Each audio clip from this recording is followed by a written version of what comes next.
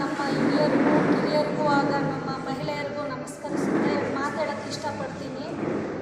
ಆರ್ಟ್ಫುಲಿ ಮಾತಾಡ್ತೀನಿ. ಏನಂದರೆ, ಒಬ್ಬ ರೈತ ಆಗಲಿ ಒಂದು ಬಡ ಫ್ಯಾಮಿಲಿಯಿಂದ ಬಂದರೆ ಕೂಡ ಇಷ್ಟು ದೊಡ್ಡ ಸಾಧನೆ ಮಾಡಬೇಕು ಅನ್ನೋಕ್ಕೆ ನೀವು ಮಾದರಿಯಾಗಿದ್ದೀರಾ. ಅದು ಒಂದು ದೊಡ್ಡ ವಿಷಯ. ನಾವಿವಾಗ ಹೊಗಳೋದು ಈಸಿ, ನೀವೆಷ್ಟು ಕಷ್ಟಪಟ್ಟಿರ್ತೀರಾ ಅಂತ ನನಗೂ ಗೊತ್ತು.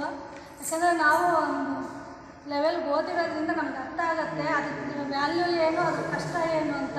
ಇವಾಗ ಇಷ್ಟು ಜನ ಸೇರಿಬಿಟ್ಟು ನಾವು ಹೊಗಳ್ತಾ ಇದ್ದೀವಿ, ಅದ್ರ ಹಿಂದೆ ನಿಮ್ಮ ತಂದೆ ತಾಯಿ ಎಷ್ಟು ಕಷ್ಟಪಟ್ಟಿರ್ತಾರೆ, ನಿಮ್ಮನ್ನು ಬಿಟ್ಟು ಎಷ್ಟು ಕನಸು ಕಟ್ಟಿರ್ತಾರೆ ಅನ್ನೋಕ್ಕೆ ನೀವು ಮಾದರಿಯಾಗಿದ್ದೀರಾ.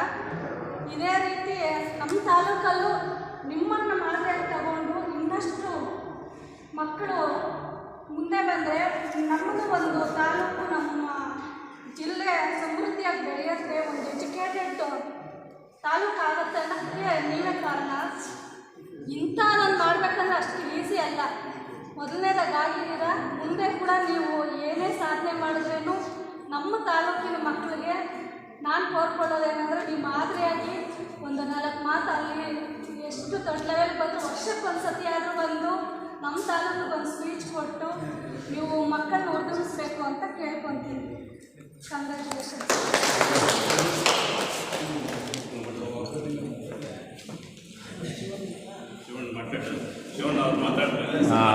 ಮತ್ತೆ ಸನ್ಮಾನ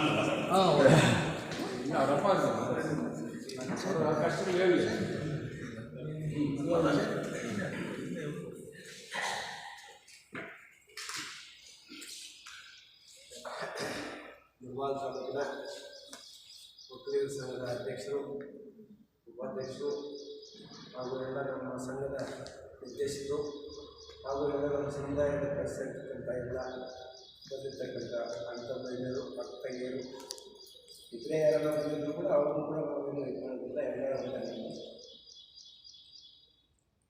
ಏನು ಅಂದರೆ, ವಿದ್ಯಾಭ್ಯಾಸ ಅಂದರೆ ಎಲ್ಲರಿಗೂ ಗೊತ್ತಿಲ್ಲದೆ ಇರ್ತಕ್ಕಂಥದ್ದೇನಿಲ್ಲ.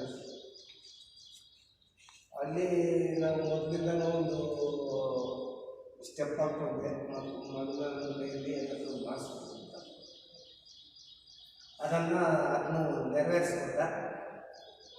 ಕಷ್ಟಪಟ್ಟು ಅದನ್ನು ಚೆನ್ನಾಗಿ ಓದಿದ್ದಕ್ಕೇ ಬಂದಿದ್ದು. ನಾನು ತಂದೆಯಾಗಿ ಎಲ್ಲ ತಂದೆ ತಾಯಿಗೆ ಏನು ಮಾಡಬೇಕು ಆ ಕೆಲಸ ಮಾಡಿದೆ.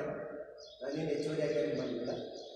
ಏನು ಅಂದರೆ, ಈ ತಾಳ್ಮೆ ಅನ್ನೋದಿತ್ತಲ್ಲ, ಈ ತಾಳ್ಮೆಗೆ ನಾವು ಸ್ವಲ್ಪ ಪ್ರೋತ್ಸಾಹ ಹಾಕಿ ಏನು ಇಂಥ ಎಲ್ಲ ಮಾಡಬೇಕು ಅಂತ. ಆ ಪ್ರೋತ್ಸಾಹ ಅವನಿಗೆ ಸಿಕ್ಕಿದ್ರಿಂದ ಅವನಿಗೆ ಡಬಲ್ ಇನ್ಸ್ಪಿರೇಷನ್ ಆಗ್ತೈತೆ. ಮನೆಯಲ್ಲಿ ನಮಗೆ ಅಡಚಣೆ ಇಲ್ಲ ಅನ್ನೋದು ಬಂದಿರ್ತದೆ. ಹಾಗಾಗಿ ಅದು ಮೋಟಿವೇಶನ್ ಆಗೋದಕ್ಕೆ ಒಂದು ಒಳ್ಳೆಯ ಉದಾಹರಣೆ ಕಾರಣ.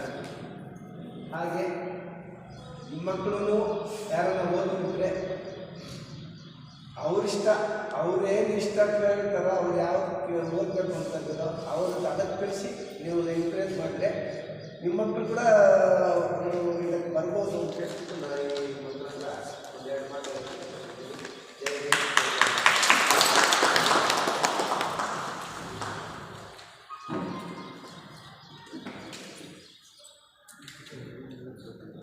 చెప్ప ఎవరు మాట్లాడుతున్నారు తప్పకుండా